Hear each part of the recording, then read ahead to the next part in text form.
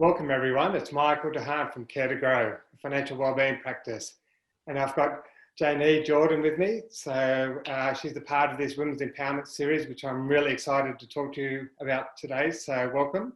Thank you very much, Michael. And it's really around, I suppose, connecting with women around how they've used their voice and visibility. And I suppose to encourage other women, younger women, to hear the stories. And I can't wait to hear some, to be honest. And it's really about empowerment and I suppose, again, storytelling to allow people to see other women that have been successful and what they've gone through. So just as I said, I'm really excited. Thank you for taking the time to sort of meet with me and share your story and your experience. It's my absolute pleasure, Michael. Where would you like to start? I would love to start just understanding a bit more about you. So you personally, not about business at this stage, but as I said, how you grew up or some stories about where you've gone from and where you are now.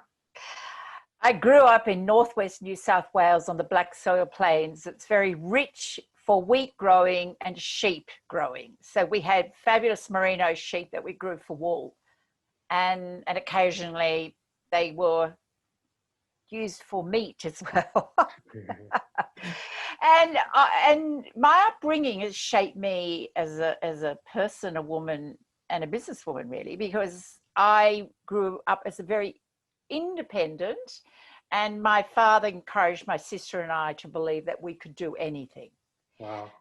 And yes, so so to that end, I've never felt, Michael, that I couldn't do anything. And so I set goals and saw myself doing things, and I've been fortunate enough to have done most of that. So the big learnings that I guess from me that I'd want to share is that, you know, having a father believing that his daughters could do anything was hugely empowering. But the other thing is not actually going to school for 5 years. And I mean, in a formal school.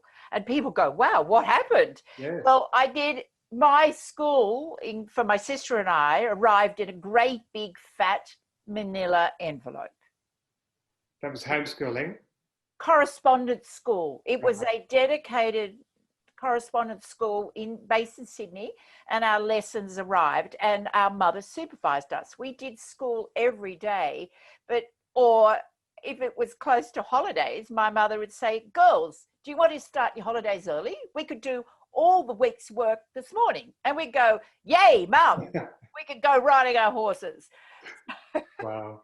Wow. So that's what we did. We did school. So unless it was, you know, the beginning of a week and we could be in school holidays that day as opposed to waiting to Friday, we never followed the strict, you start school at 9 and you finish at 3. That was never part of our schooling at home lives. We sometimes would get up very early in the morning and do an hour of work, which could be a whole day because we just crunched it. And if we finished an exercise, it just went on to the next thing.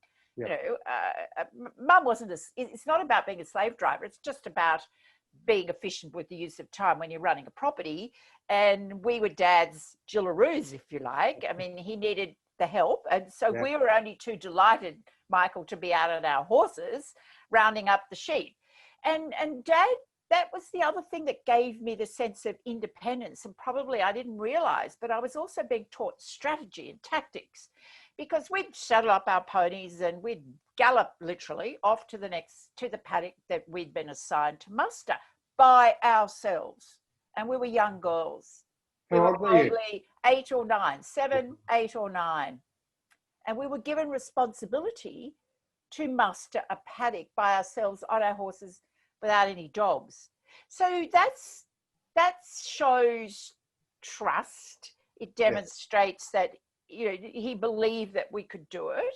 He'd shown us. I mean, we'd learned by observation, and he probably also told us this is, you know, what you do. And of course, we had great fun doing that. Well, of course, there were times when Dad was there and it was much more serious, but we would often be given the job of going mustering by ourselves. Wow. That's amazing at that young age. Absolutely. I was riding a horse when I was 3, I think, or 4 by myself, certainly.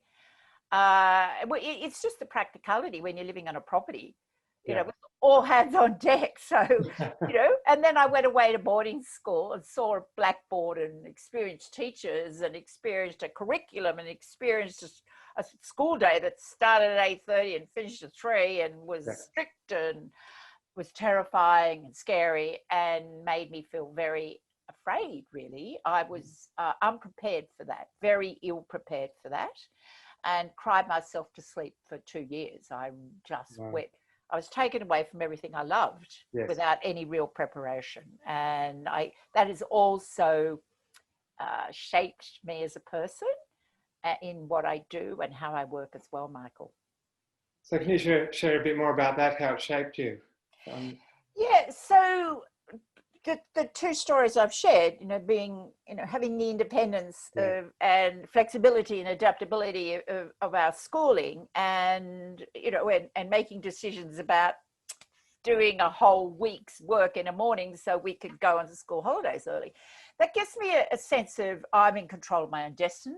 It gives me a sense that you can make strategic decisions in a very short space of time with the right tools and the right guidance. It's taught me to be very, very independent. And also Dad believing that women could do anything. So I've demonstrated courage in very high stakes situations because of that.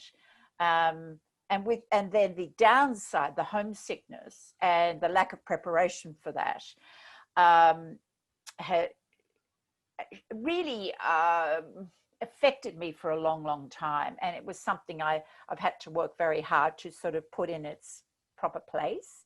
And those sort of wounds probably are still there at some level. But what it's done in shaping me in high stakes communication coach and reputation risk crisis management, Michael, is that it's about the preparation. If you're prepared for the unknown as much as you can be, then it's much easier to deal with. The more you communicate, the easier it is for people. Keeping people in the dark is actually a very bad idea, a very bad idea.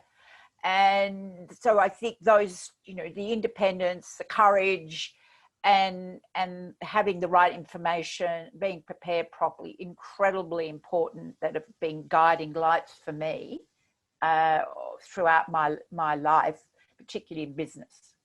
And I think what I'm hearing is that sort of communication piece is very important, and the transparency.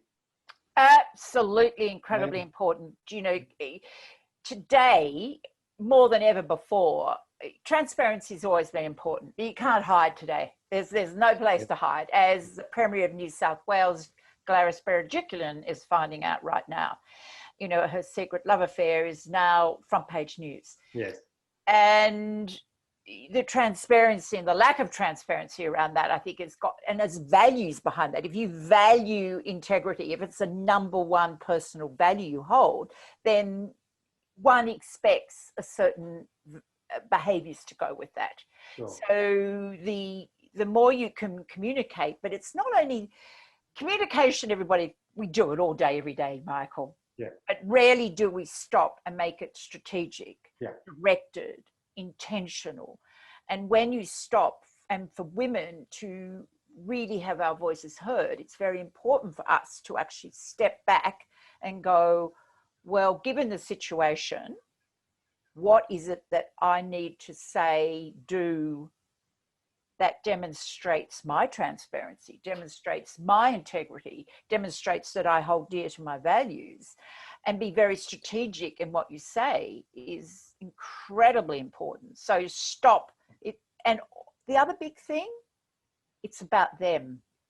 It is about them. Mum and Dad made the best decisions they could for us, and they made it about them, hiding their fear, their hurt, as opposed to empowering my sister and I with taking us into a classroom, talking to us about the experience, explaining why it was necessary for us to go away to boarding school. That's putting yourself in the shoes of the other. It's all about them, Michael. It's all about them. And that's not about us at all. It's actually about them, whoever them are. Yeah. And I think what I got from that is lead authentically. So true to label in a sense there. And because I see a lot of women that I've been interviewing anyway, and they, in a male-dominated industry per se, they tend to take on some male-dominated ways of traits as an example of leadership, and it's not their authentic self. Do you know, Michael, that's an incredibly important point. And I've heard two very powerful story I want to share with you. When I came back to Australia after a stint of working and living in North America, I met with a whole lot of my former clients. One dear client I've worked very, very closely with. And I explained that I was, wanting to work with women to help them get their stories out, empower them. And do you know what he said to me? He said, Janie, I hope you're not going to teach them to be like men. Wow. Wow. Exactly. Wow. So, and I've worked with a number of young women, and I remember one of them saying to me recently, they want me to be more powerful. They want me to be stronger. And she said, I want to be me. Exactly. And it was about, oh, you've got to be more like a man. And in fact, women, when we are in our empowered state as a warrior woman or the goddess type or whatever it is that we need to be in that moment, we are way more powerful than any man will ever be. Yeah, that resonates with me. I've seen some amazing women leaders, and for me as a male, I feel safe and I want to be productive. I want to be successful. Yes. So it's the way they connect with me and they inspire me to do that. Yes, because there is, we are women, we are different to men. Sure. I mean, we share traits. I mean, in terms of communication and what we're talking about empowerment, I think the really key to remember for me is very, very valuable, particularly in crisis communication, is human beings are storytelling animals. That's all we are.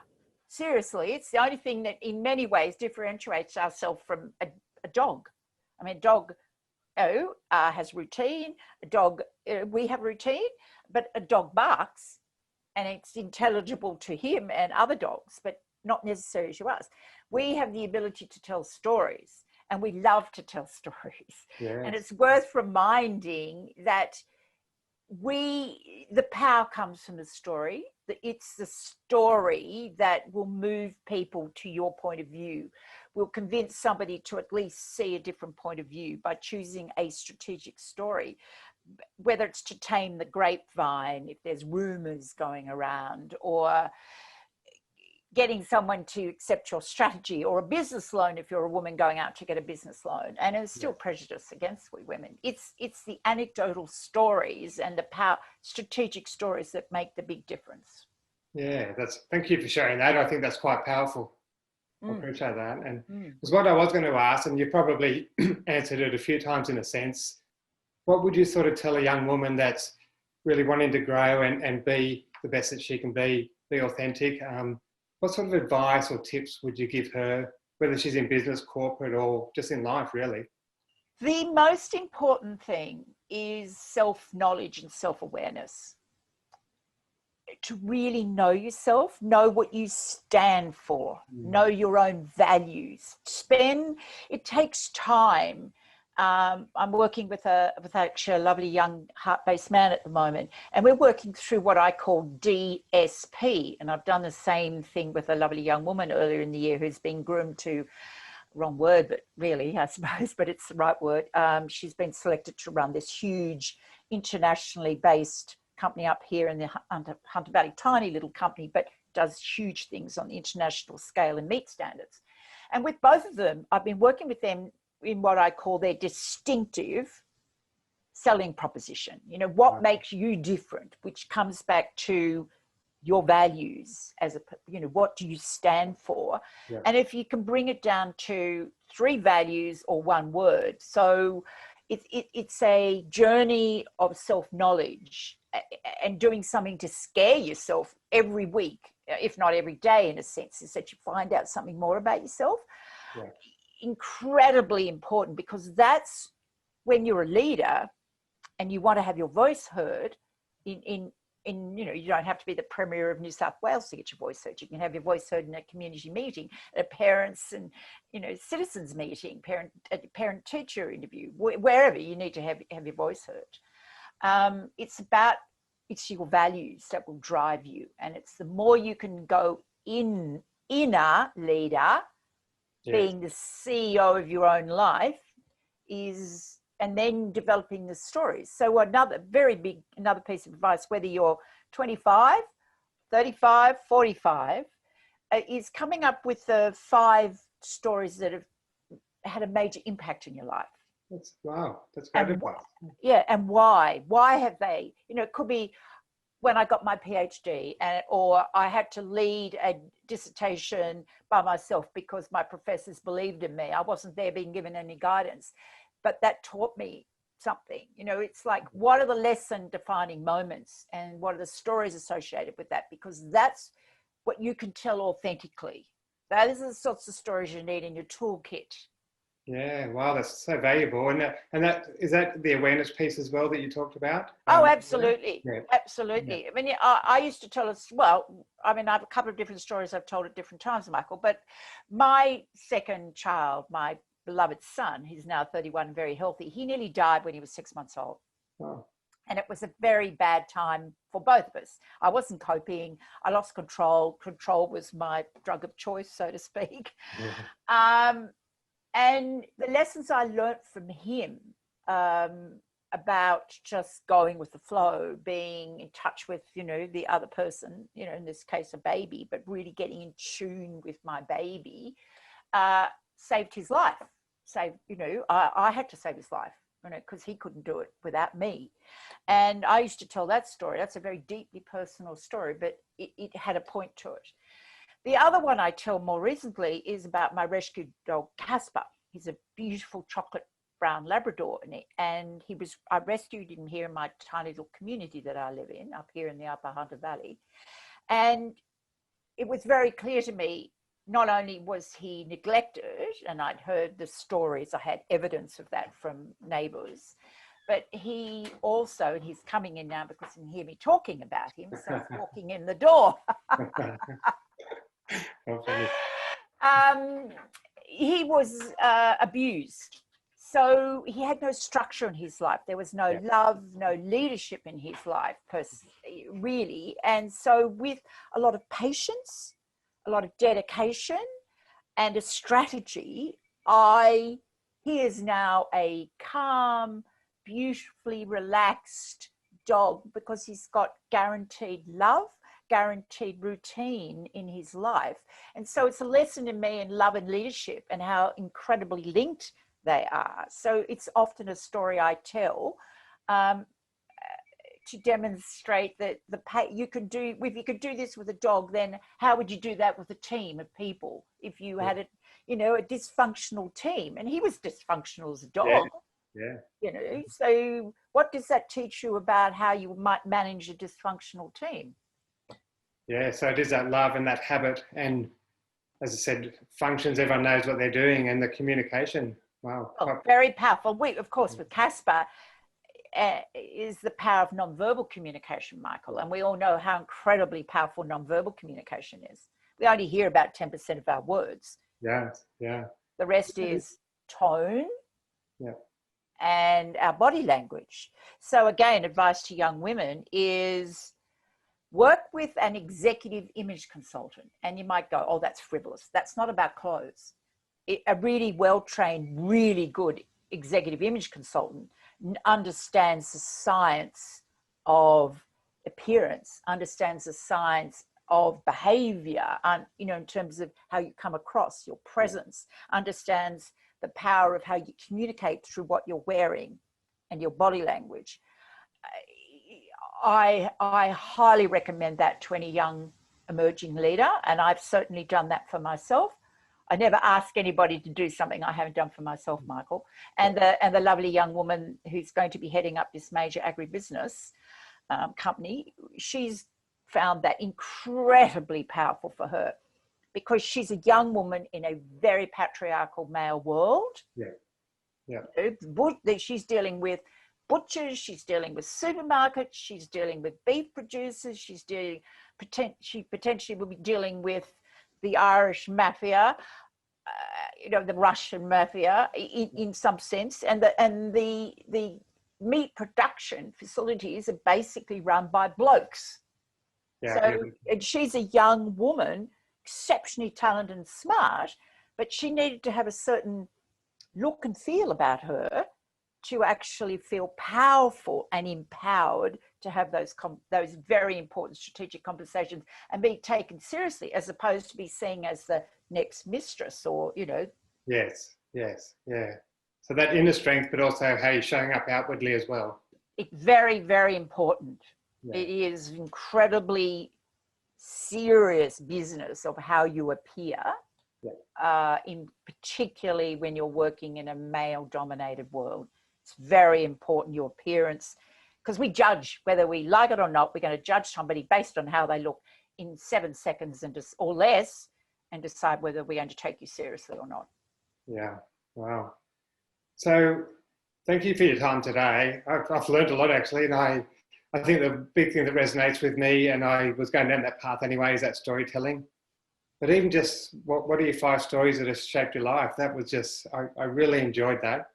So again, thank you for sharing. You gave some great tips there, and no doubt women will listen to this and take whatever they want to take out of that. But again, it's sharing and telling a bit about your journey. So I'm very grateful, Janie, for you sharing that with me today and being a part of the series. So thank you.